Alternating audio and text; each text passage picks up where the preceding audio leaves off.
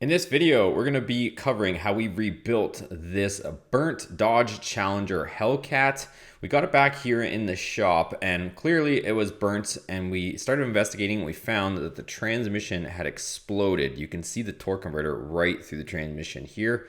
So we wasted no time in getting all of this stuff out. Pulled the transmission out and it was in absolute pieces. So this thing was no good, and now we started stripping the car. Here we are taking out the engine and putting it off to the side. Then we went ahead and had to push the car outside because this thing was just full of stuff that we had to clean and we didn't want to make a huge mess. Once we got it outside, it was time to strip this down to the bare metal and get all this stuff out of here. The fire also went into the interior, so all the dash was melted, but we got most of the stuff out of the engine bay. And now we're focused on getting all this melted goo out of here from the interior and just try to get as much melted and burnt stuff out of the car.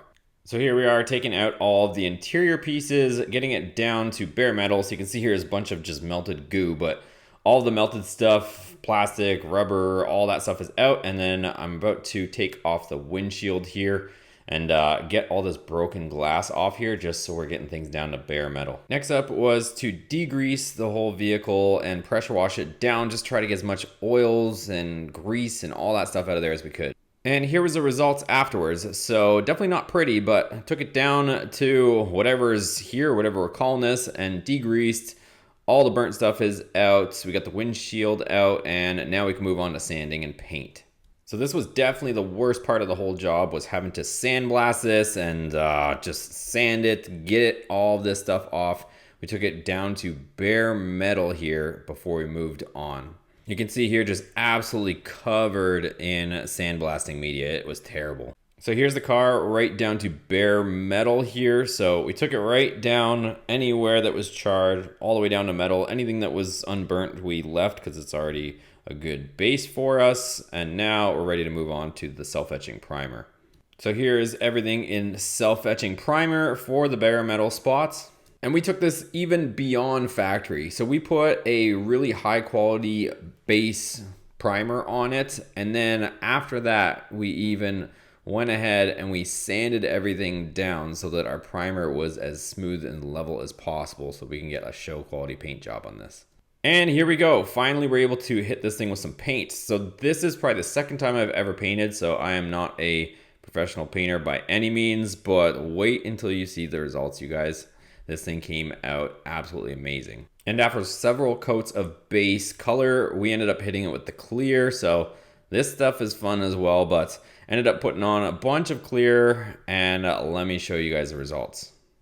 All right, and here is the results, you guys. This thing came out amazing. So you guys remember this thing was burnt to a crisp before. Look at the clear on here. This thing is just shining. So the factory never even puts clear here. They hardly even put color or base in the wheel wells or the inner fenders or any of that, but we just went above and beyond to make this thing even better than original. Even went ahead, did the transmission tunnel, all with clear. Usually you would just see kind of primer in here, kind of that gray factory primer, but you can see here it's all cleaned up all over and looks better than ever. But we weren't done here. We had to do this in a few different sections. So obviously the firewall we wanted to do, and there was this one spot on the roof here that needed to be done as well. So kind of a few different projects here, and this trim was melted, so we had to take that off to replace it, but really not that terrible of work, but let's get into it.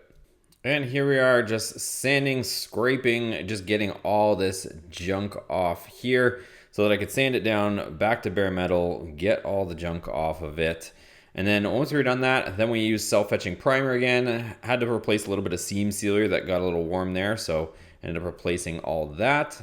And then here it is just in base color. And then it was hard to film, but here is, I even went above and beyond and we clear coated it as well. So looks so good, you guys, in here. Like I said, you can see to the left, most of it's just usually factory primer with a little dusting of the body color, but it looks way, way better now.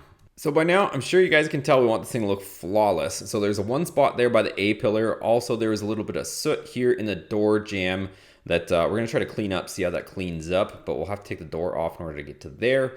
And then this is the other spot here on the roof. So we're gonna sand this all down and then we can start getting ready for self-etch primer and paint, of course. So we popped the door off, and then we got ahead with the sanding here. So a lot of the soot actually cleaned up out of the door jamb, but went ahead, sanded down those spots that were kind of baked, and then we're also working on the roof here, sanding that down as well. All right, so here we go. So like I said, a lot of that cleaned up with just some elbow grease, and then here we sanded this area down so we can paint that area as well. And then here's that spot right down to metal, and then we're gonna go ahead and put self-etching primer on these bare metal spots. So same as everywhere else, self-etching primer was laid down first, and then we went ahead and actually put down this white primer because the factory uses white primer underneath this orange color paint. So since these areas are going to be more visible than the engine bay, we went ahead and laid down this white primer that we can put the Go Man Go factory color back on top. So everything's all sanded here, kind of blended it in, and let's get on to the paint. All right, and here it is, the same process, you guys. So we laid down base, then clear, and then I'm gonna have to wet sand this kind of transition in here as well. But that's kind of where we stopped with the new paint. We'll see how it polishes out, but anyways, it's way better than burnt, and we're learning here, guys. If this was in a paint shop, we would probably be doing it differently, but I'm just showing you guys that you can do it yourselves and get good results. Also, with being a perfectionist, I went ahead, this job was terrible as well, but went and painted the interior roof line with color as well. So there it is, looking as good or better than factory, and we're done with that. But yeah, I cleaned it all up, wax and grease removed it, and then we painted it with factory base color. All right, and now we're on to the fun stuff in my opinion. So here we are putting a new subframe back in there because the old one was roasted and it actually had a big dent in it. And then here I am putting the suspension back in and getting both sides in place. I also painted all the cast iron arms. So any of the control arms that looked, kind of charred, repainted everything. I'm also cleaning off of our brake calipers because they look like they've never been cleaned before. So completely degreasing them, getting all that caked brake dust out of them and trying to make them as good as possible. But once I cleaned them up, they cleaned up pretty decent, but there was clear coat that was missing off of them. So you'll see here, it looks like there was like large chunks that were just missing from clear. And then I went ahead and re-cleared the brake calipers. So you can see here now they're super, super shiny. I didn't paint them, but just cleared over top and they look way better. So I got super lucky on fenders and I actually found fenders that were the original factory color. So it'll save me, they're not perfect. They got dents, dings, scratches, all sorts of stuff in it, but they look a heck of a lot better than the burnt ones. So here I am installing both front fenders and getting those on. Next up was to start getting this interior in here so that I can start running the wiring. So this big mat has to go in so you can start feeding things through the firewall. So here I am putting that into place, and then we're starting to put the engine bay harness in here, feed that through the firewall. That way we can start getting this thing back to being a car. So here we are, we're starting to put some items back in here. So we've got a new brake booster we're putting in, and now with the mat and sound deadening in there, we can start passing things through the firewall. So you can see there, we've got the HVAC box in there, the pedal box right here is in. So we're just kind of getting all this stuff situated and get more stuff installed in the vehicle. So here we are putting the dash in. So this was another used dash that I ended up picking up for the car. Obviously the original one was absolutely obliterated. So that thing is pretty heavy for what it is. It's got the frame and everything in it. So we're hanging it there. Then we're putting in the steering column for the vehicle. And then we had to repair a little bit of wiring. Most of the wiring was actually somehow intact, but the body wiring was mostly good except for a couple plugs. So I had to repair some wiring there. Here you can see here, we got the steering wheel in. That's actually the original cluster to the car. It survived that fire. So this is also the original touchscreen. You can see it's got a little bit of melted goo on it, but that's the original touchscreen from the car. So we're gonna go ahead and put that in and see if it actually works as well.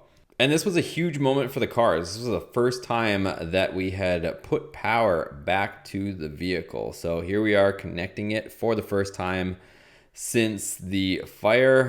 And as we walk around, I see this Hellcat logo projecting onto the ground. Definitely not factory, but it was cool to actually see something happening, some signs of life on this thing. So I guess somebody installed these aftermarket projectors that cast the logo onto the ground there.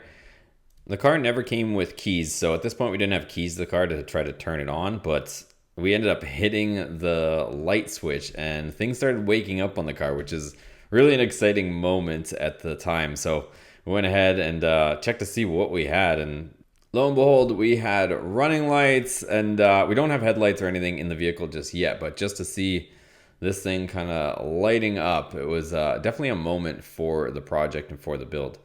So I ended up getting a brand new OEM red key programmed for the vehicle, and you can see here the power door locks actually work. So I know it's a small feat, but it was really exciting just to see that after everything this vehicle has been through.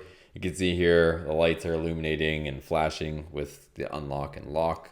So let's go ahead and we're gonna go inside and see what happens next. So we went ahead to hit the power button or the on off button, and as soon as we turn this on, everything started illuminating. A Hellcat logo, SRT. I cannot believe this touchscreen actually worked. You can still see the melted goo on it, but lo and behold, it is up. So transmission was still freaking out at that moment, but everything started firing up and it was super exciting. Next up, it was time to give this beast a face. So we went ahead, put the radiator support back in as well, and then got another bumper. Again, I managed to find all this stuff in the original factory color, so it's nice to just be able to put it on. It's not perfect, it's scratched, it's dinged, it does eventually need a paint job, but for now, at least it's the same color. Then we started completely tearing down the engine to kind of see how everything was looking inside. We ended up ultimately deciding to go with a fully built engine, but we'll get into that in a bit here. So ended up picking up a passenger door glass because the original one was shattered, and it's actually all the bits are still in the door. So we're gonna go ahead and get that out of there. You can see a little bit of the glass just hanging out there. Every time you close the door, more glass would shake out and rattle out of the door. So we went ahead and we're gonna go ahead, pull the glass out of there and get that new window in. So we're vacuuming glass out of the door that was from the previous window that shattered, and then putting the new glass in here, getting this all fitted. And then once we get the glass in there, here it is. This is factory. It opens and closes. When you open the door, it'll actually drop the window down to allow for it to pass underneath the seal, and all that is working perfectly again. Then I ended up getting a replacement sunroof. It took me a while to find one of these for whatever reason, but found one. It was broken. I actually had to fix it, and the auto recycler gave me a discount on it. But here I am putting in the sunroof because the old one was all melted. All the drainage trays stuff was melted on it. So putting in the new one here. And then here it is actually functioning. So we got the new sunroof working, and then putting in the headliner from the front. If you're wondering, the hood is a Demon replica hood that we ended up finding. And then now all the stuff is in here. At one point I ended up finding seats and put the carpet in, but you guys didn't miss a whole lot there. But now we've got the headliner in here and everything is looking good. So this is obviously a new headliner. All the interior is all new at this point too. So next up was the engine. We ended up getting a brand new block from MMX, and it was line board with ARP main studs. And then we ended up doing just a complete brand new fresh overhaul. So we've got brand new Molnar rods, Mall-leaf pistons, so everything's upgraded. Here I am installing the new pistons in the new block, and just getting this thing as stout as we can and kind of keeping it somewhat budget friendly, but just doing a bunch of stuff. Here we are putting in the MMX Max Effort cam, so we got a bigger cam profile. We also got CNC ported heads from Modern Muscle, so here I am installing them, and all upgraded valve train. So this engine at this point is fully built, ARP head studs, upgraded Cometic head gaskets. Here we are putting the engine back in, and we ended up going through a little bit of issues trying to get the supercharger, but in the end, this ended up being a stock 2017 version, so a slightly newer one. And it ended up having a ported snout on it, and we put a Granatelli 108 throttle body. Here we are putting in the new radiator, and then it was time to prime our oiling system so we can start it.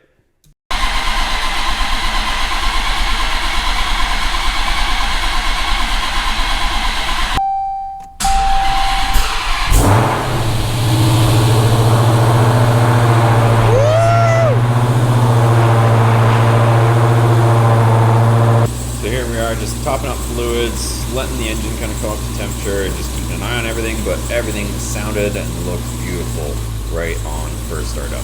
It's a maiden voyage.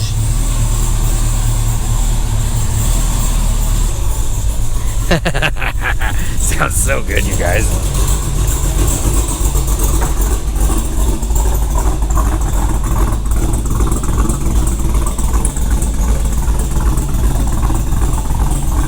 Then it was finally time to hit the dyno and see what this rebuilt Challenger was actually capable of. So this was super exciting being to this point.